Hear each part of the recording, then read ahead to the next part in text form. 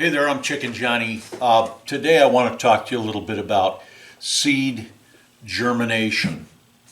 Now, if you were to take tomato seeds, let's say for example, and you were to put them into one of these 50 cell trays here, and then you were to set that into a solid tray like this one here, fill it with a little growing medium, put some tomato seeds in it, and set it out on a window shelf. You'll probably get some seed germination. You'll probably get, you might even get 50 or 60%.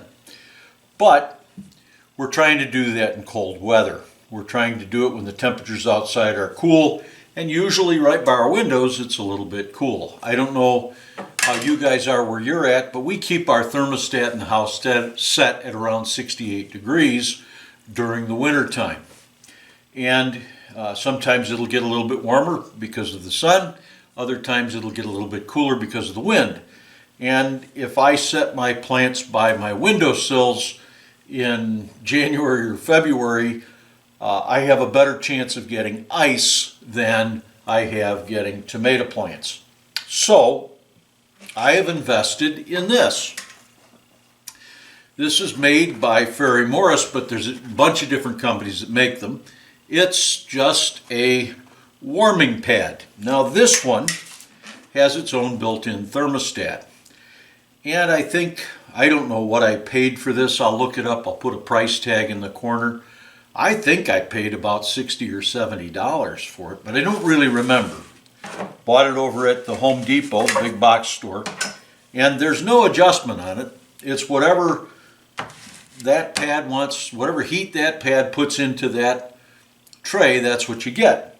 And every one of those pads has to be plugged in, and I don't know what the cost of running those pads are, but in the past, what I would do is I'd fill my 10-20 tray. I'd fill it with about a half a gallon of water. It seems to be about enough to get it through. And then I would put my cell tray up into that 10-20 tray.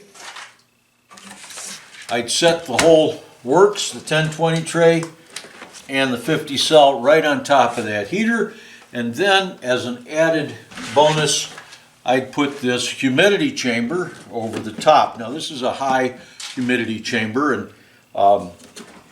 the reason I buy the high humidity chambers, actually I got a bunch of these really cheap at an auction, but the reason that I would buy the high humidity domes as opposed to the low humidity domes is because I use them both as humidity domes here during the germination process, but then I also put these domes over my plants at night so that the plants are a little bit more protected from the cold once they go out into my unheated hoop house.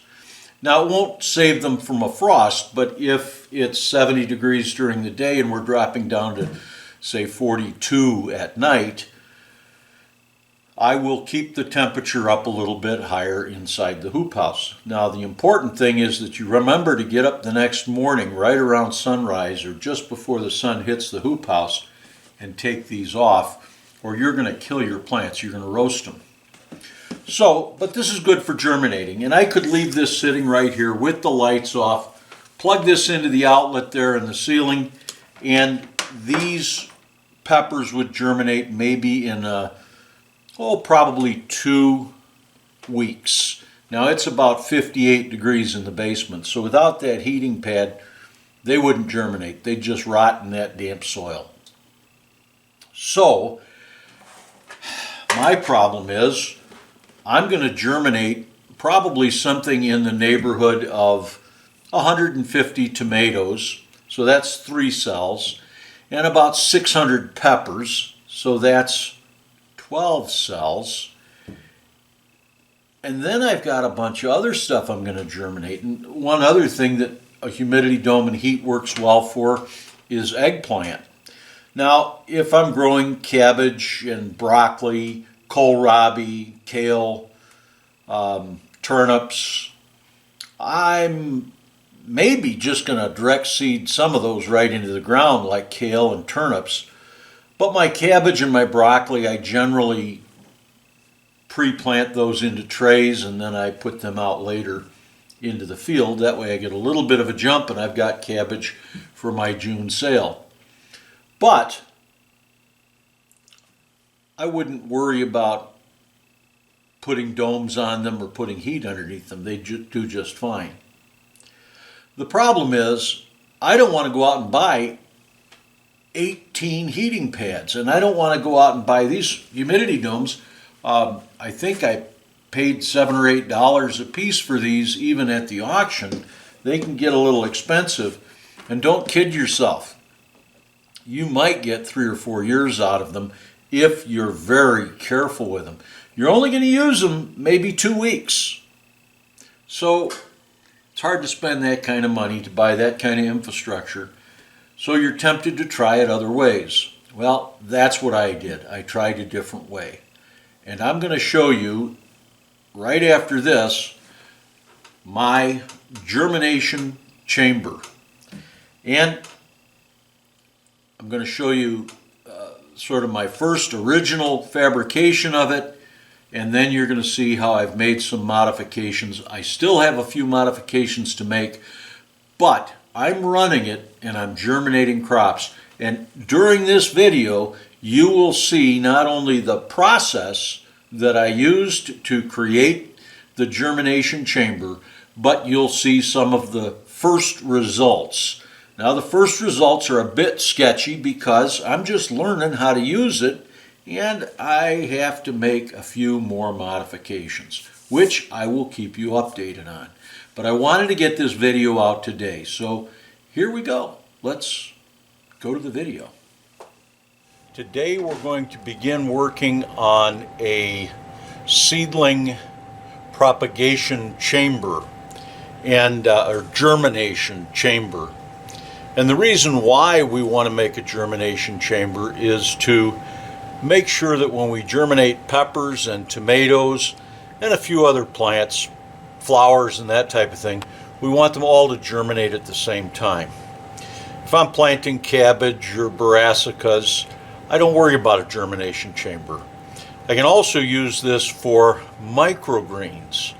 Now, I haven't done a lot with microgreens, and I haven't been very successful with the little bit that I've done. So I'm just sort of saying I can do microgreens with it. We'll see if I do or not. But here's what I've done. I've got a side-by-side refrigerator. Now, I really wanted to just have an upright freezer, but I wasn't able to find one. And so what I've already done, I've removed the doors. They're actually sitting right over here, both doors. I've removed the compressor and the evaporator coil, or the condenser coil. The evaporator coil is still back in here. I'm going to be removing that right now. I'm also going to remove the rest of the ice maker. I've got all the shelves out, and as it sits, I can put all those shelves back in, but I don't think I'm going to. They're not going to be in the right locations. So I have 2 compartments, and I think I'm just going to work on this freezer compartment for now and not even work on the refrigerator compartment. Make this into my propagation chamber. If I need a larger one, I'll go ahead and use the refrigerator side. But I think the freezer side is going to be just fine. If I take a normal 10-20 style tray, it won't fit in because of that that portion of the ice maker back there. But if I take that out, it should fit, and then I'll even have some pockets in the door. If I have to take those off, I will, but I'll have some pockets in the door where I could put potted plants. All right, so I'm going to begin taking this stuff out. I'm not going to film it because it's just a matter of taking out screws, but I'll show you what it looks like when I get done, and then we'll move on to the next step. So I've got everything pretty much set up. I went ahead and took the shelves out. Hang on a second. And I've got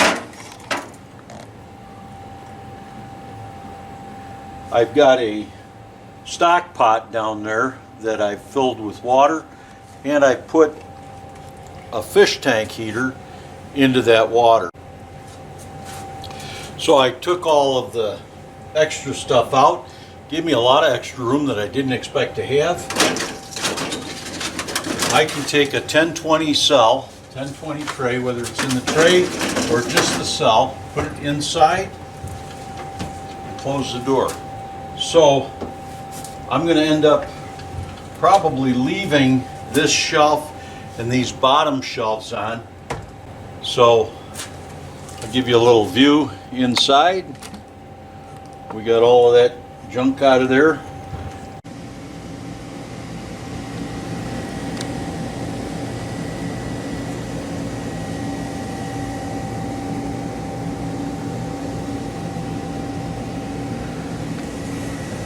So this is green peppers being germinated in the germination chamber, and you can see I've got 2 in that one.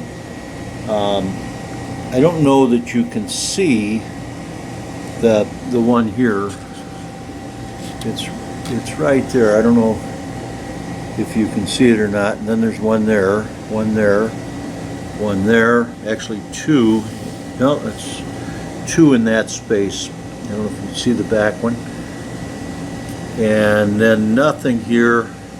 I've got 1 right here, if you can see it, 1 right there. Now, I'm not going to go through the rest of the tray, but I would say I've got about 40%. There's one real little one right there. I don't know if you can see that. I've got about 40% germination. I wouldn't consider 48% germination to be a good germination rate, with the fact that I've also gone to the extra work of using the germination chamber. But I believe that within a day or 2, I'm going to get the rest of those peppers germinated. And since we started Sunday, I got the thermostat on Tuesday, and I put these in either Tuesday or Wednesday. Actually, I got the thermostat on Monday, so I put these in on Tuesday. Now, I wouldn't consider a 45% germination rate to be a good germination rate. But I built the chamber on Sunday. I put the thermostat in on Monday, and I started these peppers Monday night. Took them out of the germination chamber on Friday, and then I put them under light. When I took them out on Friday, I would say I had about 10% germination in the tray, and now I'm up to about 40%. So we'll see where we are at in a few days. But this gives me some sense of hope that the chamber's going to work out pretty well. If I give 40% germination on peppers, that's not good. If I can get 60 to 70% germination on peppers, that's pretty good, considering the basement that I'm trying to germinate them in is about 58 degrees. So we'll see what happens. This is my thermostat, and right now I've got 83.7 degrees, but it's set to be at 79. I'm trying to maintain 80 degrees, and I'm having a hard time getting the temperature right. If you look here, I've got plenty of humidity. It's raining across that ceiling, and that's what I'm looking for. This is a new tray that I put in. Those were cayenne peppers that I showed you before, and this tray was seeded earlier. I'd have to look up exactly what they were. And then this one here, This was seeded with hot peppers. These were scorpion peppers. And then this is microgreens. And I'll probably take that out of there pretty soon. But we'll leave it in there for a little while longer, so you can get a little bit better germination out of it. So, all right, so some of the changes that I plan to make, if you look over here where the cords are going through, there's a little opening. And I'm going to take more of that styrofoam out of there so that that opening is as big as I can make it. And that opens up through to the other side of the freezer, because that's how, if you look all the way into the back there, you might be able to see it. That's how the refrigeration air was brought into the refrigerator. And then down here, all the way at the bottom, where that crisper is still in there, I'm going to, of course, take that crisper out, and I'm going to drill a 4-inch hole through the two chambers, and that will allow me to put a fan down there, an exhaust fan actually, that will suck air through this top opening, down through this area, and through into the freezer side. Now, while I'm using it as a freezer, or as a germination chamber, I need that airflow. So if I'm only going to use the freezer side, I still want that airflow. So I'm going to put the refrigerator door back on the refrigerator side. First, I'm going to build some shelves to go in there so that I can put as many trays as possible. I'm leaving town in a few weeks to go visit some family. When I get back from that, I need this thing to be operating correctly, and I'm going to be germinating tomatoes and peppers and eggplant all at the same time. So I want as much room as possible. I want to keep them all, I want to germinate them as close to the time I'm going to put them in the ground as conceivably possible. I then want to put them into flood tables, and I'll show you those flood tables as we get those set up. And those flood tables then will allow me to be very specific about bottom watering and about the nutrients I get to my seedlings. But I believe that I do need to increase the airflow going through that chamber. If I increase the airflow that's running through that chamber, I believe that I can use both sides of this. I'll get a more even temperature because the larger area will allow me to monitor the temperature better. The freezer side will probably be a little bit warmer than the refrigerator side, but with the fan running, it shouldn't be that much. I'm hoping I can get maybe a fan that I can run at about 25 cubic feet per minute, which is going to soar air through that refrigerator, but I don't think I can get a fan that's any smaller than that. So about 25 CFM, that should do very nicely. So as I'm trying to dial this thing in, one of the things that I've realized is I need to create air circulation from the bottom of that pot up through the freezer section into the refrigerator section and down back in. And so what I'm going to do right now, I'm building some shelves.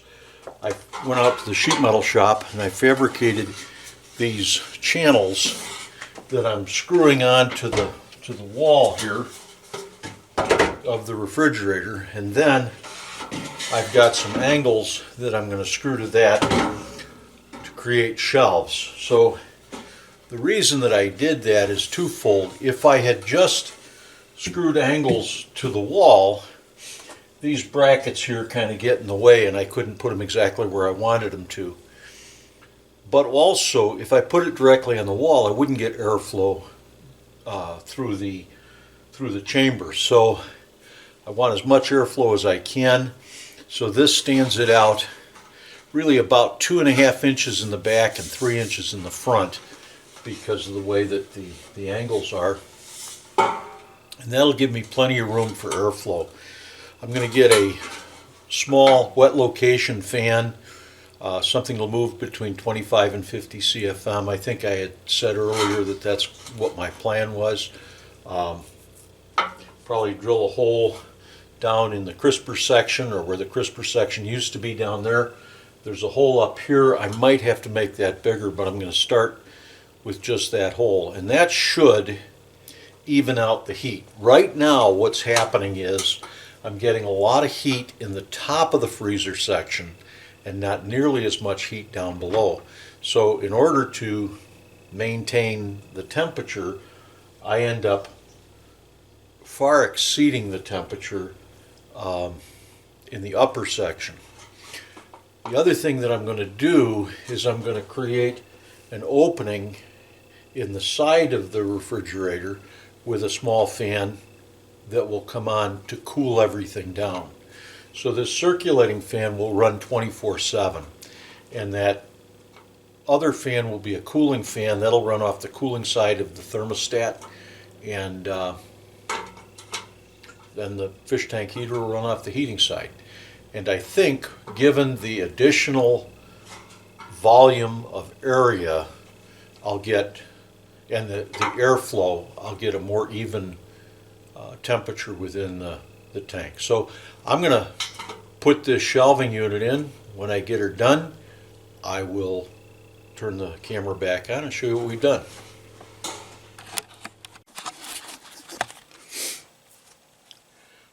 So we're back. I went out to the shop, I fabricated those brackets that I showed you earlier, and I have installed them. So I've got a shelving unit, and the trays come out and they slide right in. And if you look, there's space right along here and right along here. There's plenty of room for air to flow around that tray. Now I don't have a whole lot of extra room above the tray, and I do have to make a few adjustments because these trays aren't sitting exactly level because I didn't break the angle irons perfectly. But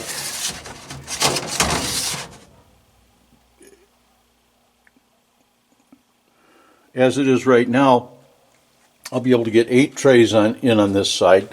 I didn't break up, I've got 1, 2, 3, 4, maybe 5 more that I can put in.